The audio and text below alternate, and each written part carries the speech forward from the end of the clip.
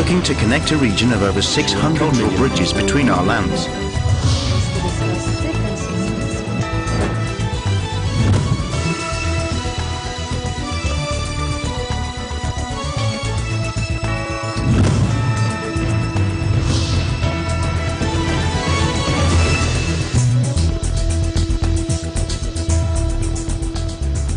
Hello and welcome to ASEAN in Focus, delivering to you the latest news in and around the ASEAN region.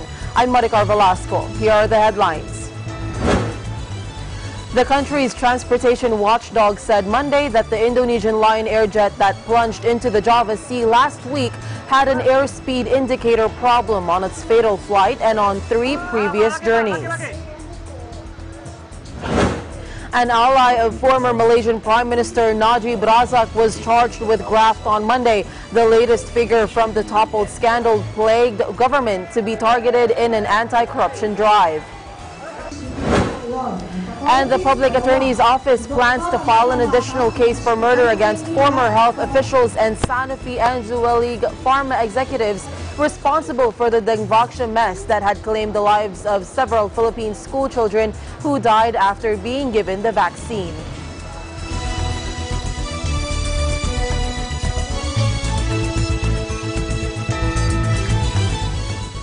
Parts of an engine from the ill-fated Lion airplane which crashed into the sea, killing 189 people, are recovered during search operations in the Java Sea.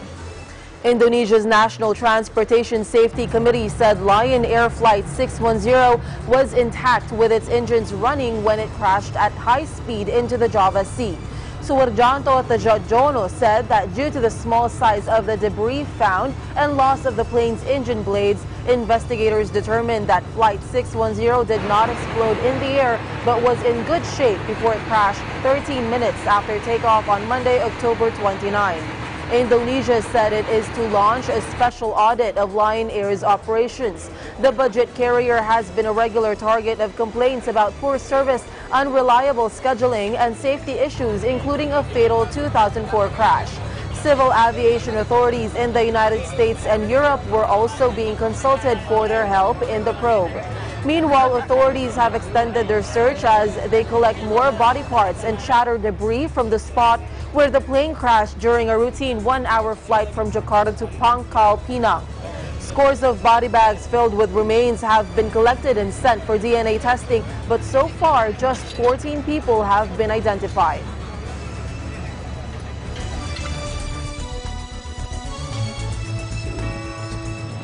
Meanwhile, the country's transportation watchdog said Monday that the Indonesian Lion Air jet that plunged into the Java Sea last week had an airspeed indicator problem on its fatal flight and on 3 previous journeys. The new details gleaned from a recovered flight data recorder come after the government said it was launching a special audit of the budget carrier's operations. A week after the disaster, there is still no answer as to what caused the crash. However, the National Transportation Safety Committee said Monday that the black box data showed the plane had an airspeed indicator issue on at least 2 other earlier flights. He adds there were 4 flights in all that suffered a problem with the airspeed indicator. He adds when there was a problem, the pilot would write it down and the mechanic would do a repair. Then the plane would be declared airworthy. The agency said it would probe what caused the indicator problem and whether proper repairs were done, including replacing the faulty component.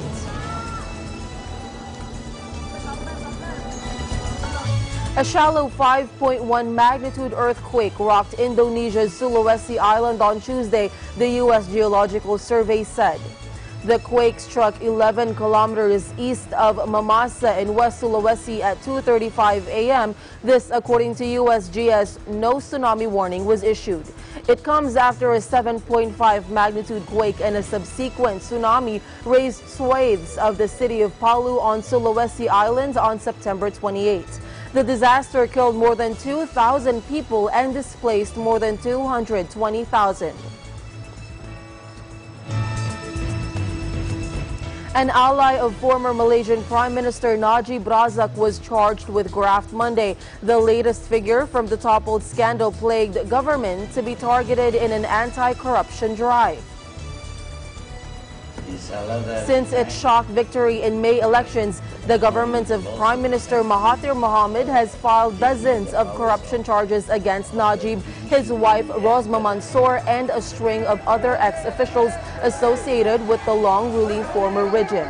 On Monday, Musa Aman, the influential former chief minister of the eastern state of Sabah, was charged with 35 counts of graft for allegedly receiving $63 million in bribes while awarding timber concessions. He was one of many entrenched politicians from the United Malays National Organization party to be unseated at the polls by a Mahathir-led reformist alliance. Musa, 67, was arrested by anti-graft officials and brought to a Kuala Lumpur court where he pleaded not guilty to the charges. Musa formerly headed UMNO in Sabah, Malaysia's second biggest state that is rich in oil, gas, and timber. He is the older brother of former Foreign Minister Anifa Aman.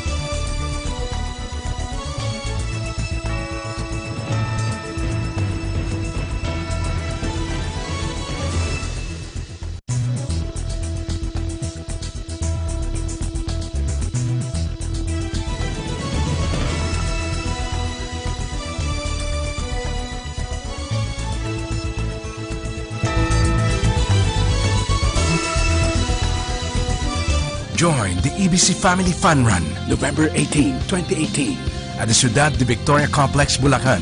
Choose from race categories: 1.062 kilometer, 2.5 kilometers, 5 kilometers, and 9.55 kilometers. Registration is ongoing. For more details, log on to www.eaglenews.ph/EBC Fun Run or call 784-7450, local 1162. You may also visit www.facebook.com/EBC Fun Run. EBC Family Fun Run.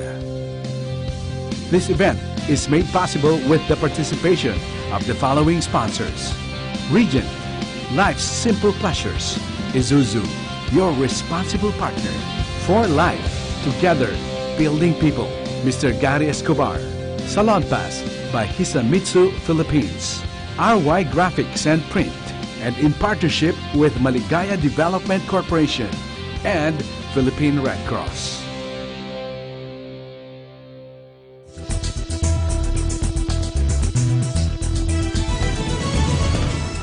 Welcome back.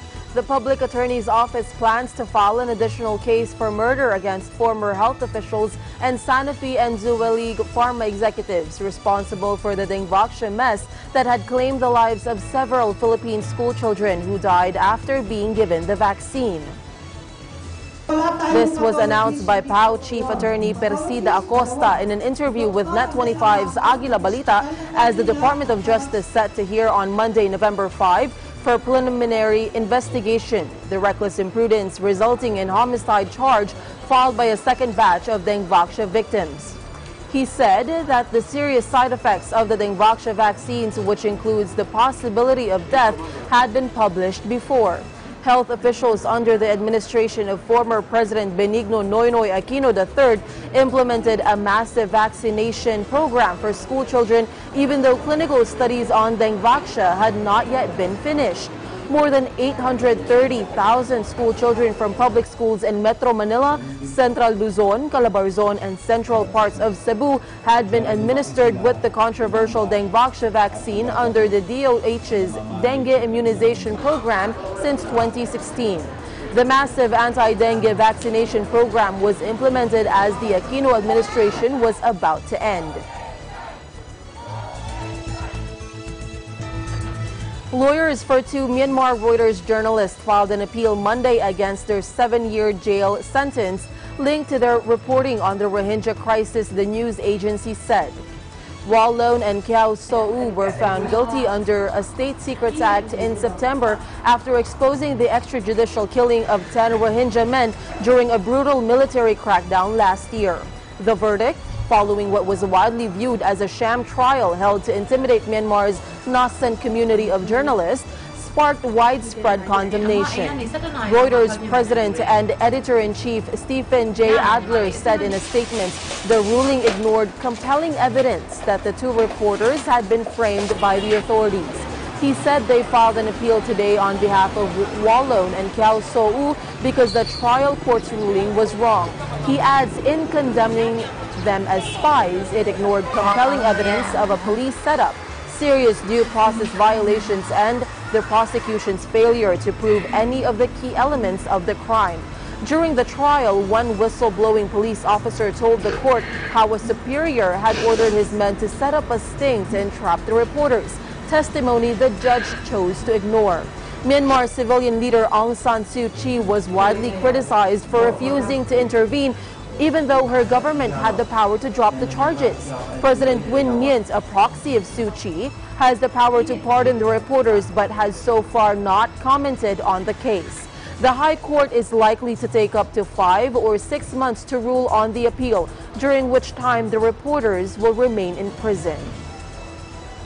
Tu korai level ku chain ni tu tami ne tu ma twi ya de u ngwe bi twa de kle ya apin ma phyu dala me dala soda tu ku chain ni ma ti u tat pong law be tu nyin ya da po ကိုချင်းစာပါတယ်သူတို့လည်းသူတို့ရဲ့ဟိုအာကိုအားထားရရွှေတောင်ကြီးကဒီလိုမျိုးဖြစ်သွားတယ်ဆိုတော့လေမို့ကြိုတော့ထားတဲ့အချိန်ပဲရက်တရီရတယ်သူများလည်းကြတော့အဖေရောအမေရောပါတယ်ကိုမကြတော့တမင်ကြတော့မေးတယ်မေးတခုလေးပေါ့အောက်ထိုင်ကသူ့ပြောင်းမှုတယ်ဟွာကြတော့မယ်ပေါ့ခရီးဝရှိပြီးတော့ငါမပေါ်တိုင်းစင်ကောင်းပေါ့ ကိုလည်းဝင်နေပါလေသူချင်းကကြောင့်ကိုရဆက်အားခဲ့အောင်ကြောက်တယ်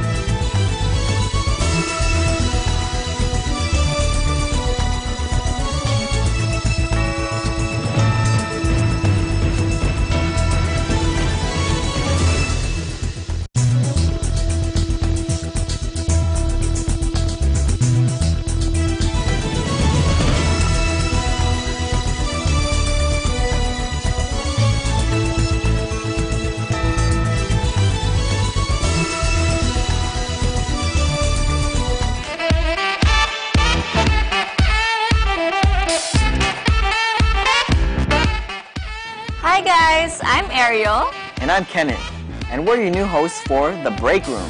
So please watch us every Monday at 7:30 to 8 in the evening. We are one with 25. Landmarks, Linggo, alas 6 hanggang alas 7 ng gabi. Iba't ibang di pangkaraniwang pangyayari ang nagaganap sa ating komunidad sa buong bansa at magiging sa iba't ibang panig ng daigdig. Mga pangyayaring nagpapakilo sa damdamin, nagsisilbing inspirasyon at nakakaapekto sa mga mamamayan. Sa mata ng Agila, patuloy kaming maghahatid ng tunay, patas at balanse mga balita na walang ibang motibo kundi serbisyo publiko. Subaybayan ang mga hatid naming balita sa Eagle News PH Facebook at Twitter pages. At sa Eagle News Live YouTube channel. At sa aming website, ang eaglenews.ph. Mata ng Agila! Lunes hanggang Biyernes, alas 6 hanggang alas 7:30 ng gabi.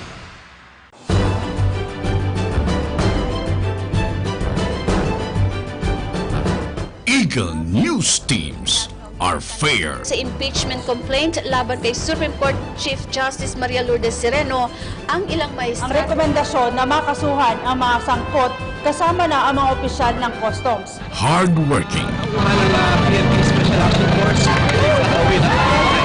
Papaunlad ng isang bata na magiging isang future youth leaders. Dedicated.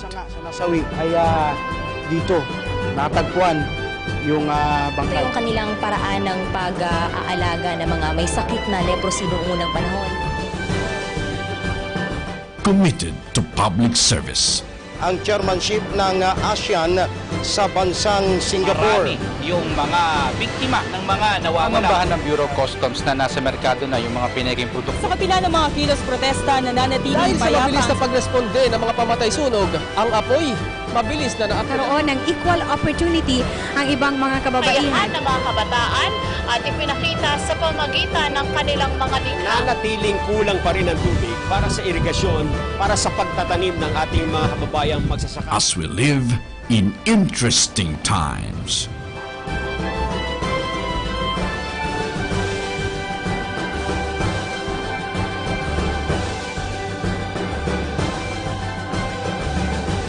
Landmarks, Linggo, alas 6 hanggang alas 7 ng gabi.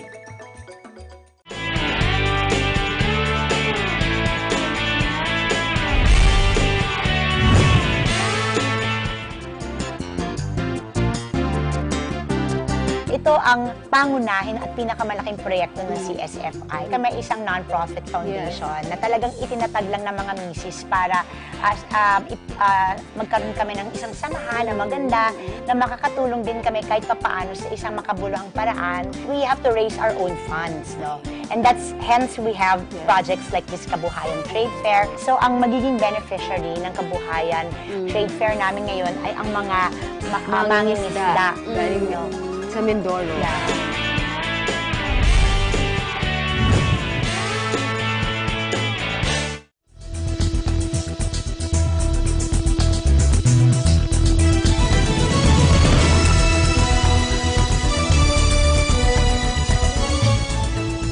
Welcome back to ASEAN in Focus. I'm Dr. Khalid Tabunda from the New Era University ASEAN Studies Center. And today we're honored to have as our studio guest here, Dr. Aaron Jadrabena, who is a program convener of the Asia-Pacific Pathways to Peace. Okay, and he's also an associate fellow of the Philippine Council for Foreign Relations and a member of the Asia Society Organization of the Philippines. He finished his doctoral study in international relations at the Shandong University in the People's Republic of China. Good afternoon, Dr. Aaron. Good afternoon, Sir Kaloy. Okay. My pleasure to be here, sir. Okay, it's a pleasure also. A few days from now, President Xi Jinping of China will be coming to the Philippines for his first state visit. That's right. As President of the People's Republic of China. So what do you expect from this visit? What should we expect from this visit? Well, sir, I think number one is that we will see major projects, infrastructure projects that will be signed. I think one of which is the Manila-Bicol, the railway project. Yes, yes. The South Rail project, sir. And I think apart from this, there are also other controversial projects that might be be signed. For example, sir, the third telco player in the Philippines. So we're actually expecting a Chinese telco player to come here? Well, this is just a possibility, sir, that may be done because the visit may also be full of surprises. Okay. Yeah. So that's one. So another one would be, let's say, perhaps a consensus on a joint exploration in the South China Sea or West Philippine Sea.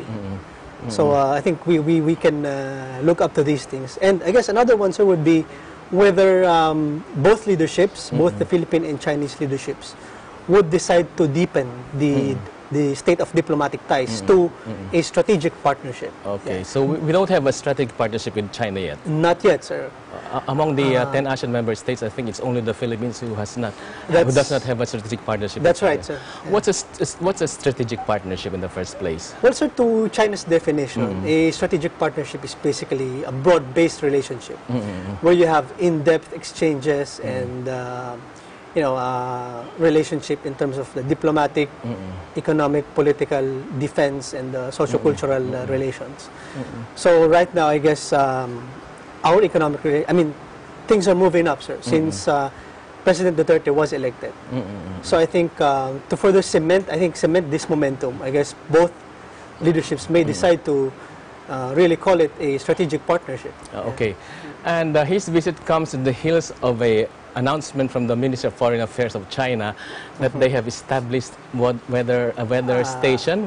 Yes, some weather-related facilities. They have started to activate the Spratlys Island. The And Spratlys, everybody knows that that portion of the South Pacific is being claimed by the Philippines. So it is disputed. It is disputed by the Philippines. So what can you say about this? I mean, and there's a statement from Malacanang that they will file a diplomatic protest once they confirm that China has really established these facilities. When in fact, the Ministry of Foreign Affairs has already said that we have established these facilities and this will soon be operational. So what's your take on this? Well, so I think as per the statement of the Ministry of Foreign Affairs, they wanted to show that these facilities that they built are now meant for public goods. Okay, it and can services. be used by everybody. Yes, so by everybody or for everybody. And but it's operated by China. Operated by China, sir, that's right. Yeah. So I think one way of explaining this, sir, is that China might be, they might be trying to redeem themselves.